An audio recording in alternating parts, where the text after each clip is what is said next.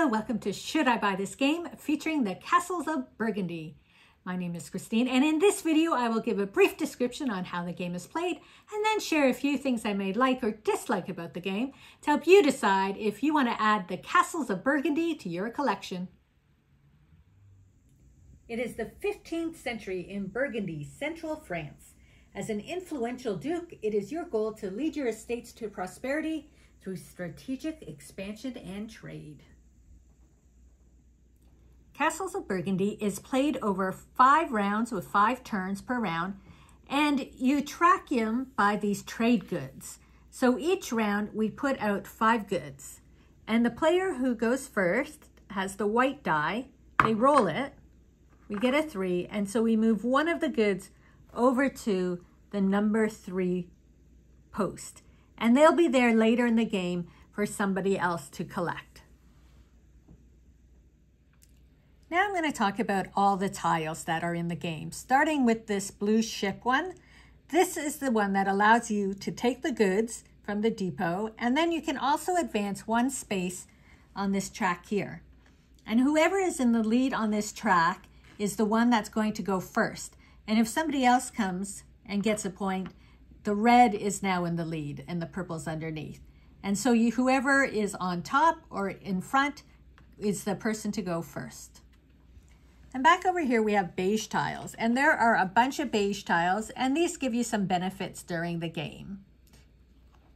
Next, we have the yellow tiles, and there are a pile, and it's a combination of either benefits during the game or end of game scoring. So this help sheet will tell you everything what they all do. The other thing with this one is on the back, it also tells you the benefit of that particular tile. The castles allow you to have an additional turn when you place them in your duchy. The farm ones give you points based on how many animals are on the tile and how many animals are already in your duchy. The mines allow you to acquire coins at the end of rounds. And then you can use those coins to buy the black tokens. And this is a whole variety of all the different types of tokens, but just additional ones that you can buy for 2 coins. Here we have our player mats, and there's a variety of different background maps that come with the game.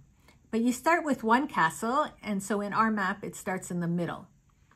You also start with a coin. This is the goods. You start with 3 goods.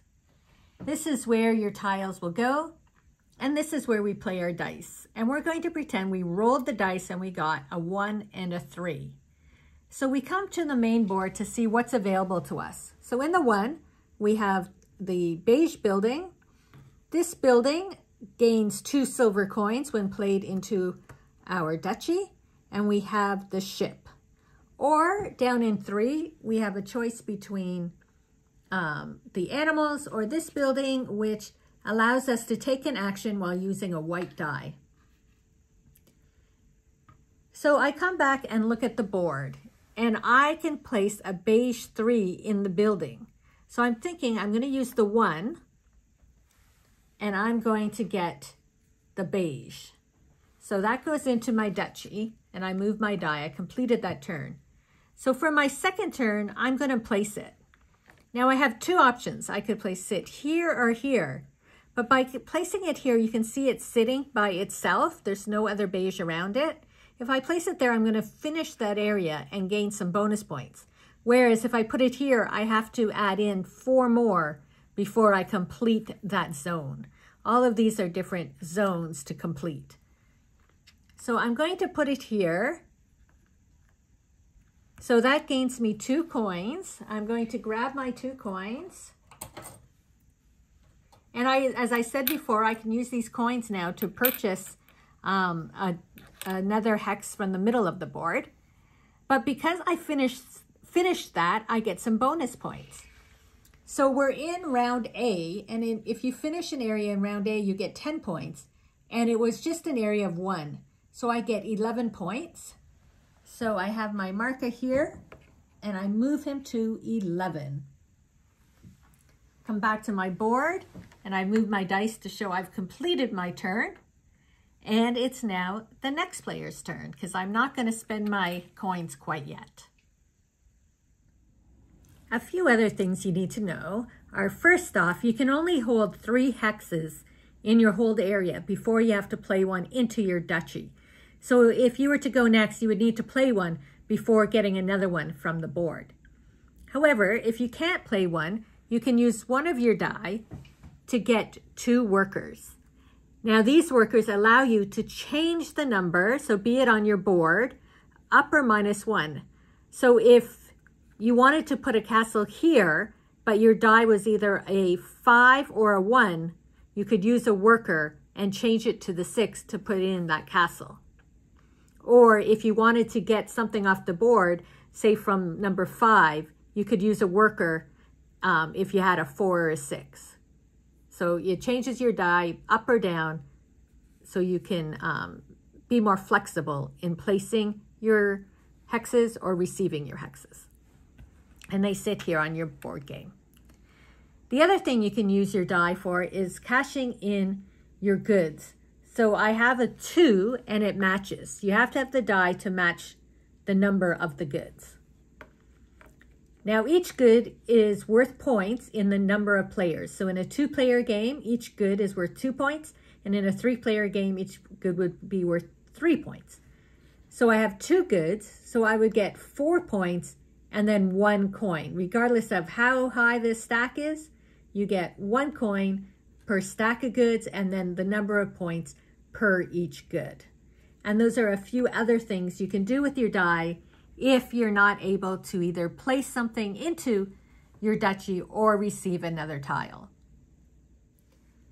So on top of getting the bonuses for completing an area, once you complete all of the tiles for one color, there are another bonus tile you can get.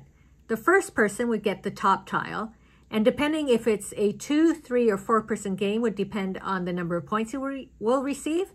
But the second person also will get a tile, and also they'll just receive less points for a 2, 3, or 4-person game. And that is once all the tiles of one color have been completed. And there's tiles for all the different colors on the board.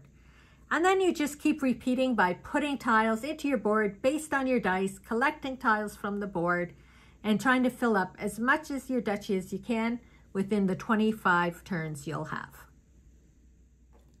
First off, I just want to mention that this is actually the special edition game. However, you can get the base game still. It just wouldn't have a few of the extra features such as the little plastic piece here that helps keep everything in place. It doesn't come with the metal coins, and the coloring's a little different in the base game, but you don't need to get the special edition. We also got 3D castles with our edition. But you can also buy something separately, like you can get these hexes in an acrylic, which I would die for. But I cannot get them, and when I do find them, they're like $100. However, I would really love that. But overall, we really love this game, hence why I wouldn't mind spending $100 to get hexes in acrylic, because that would really make me happy. But there's different strategies that you can play with, and each game turns out to be a little different. Such as, are you collecting the ships so you can always go first? Or are you collecting animals for points? Because if you get all these pigs, right now this is worth 4, 5, 6, 9, 12 points. If you get another pig here, you're adding on an additional to that 12. So you can really move around the point track with the pigs. Whereas the castles, I place a castle and now I can place another hex without having to worry about things. Or are you collecting the yellows for the end of game bonuses and scoring? Or during the game, here you can place something for plus or minus 1 because you have this tile. So there's so many bonuses in the game, and you have to decide what it is you want. And you don't really know until things start coming and you start collecting things and it starts to forge how you're going to play the game. So each time you play, it's going to be different. The other thing I want to mention is in placing the tiles, they have to be placed beside. So I couldn't take this tile and place it here. It always has to be touching another tile. And as you place your tiles, this is the last space that actually I couldn't place it because it starts to fill up and makes it easier to place your tiles. So that's important as well. But overall, it's a really fun game with just enough strategy to really keep you coming back. And this game has been around for years and years, and it's a classic for a reason. From the moment we played it, we just automatically really enjoyed the game. And it's just that medium level of complexity that sometimes you just want for a nice afternoon of gaming. And that's the Castles of Burgundy. And so let me know in the comments if you've played this game or if you're planning to add it to your collection.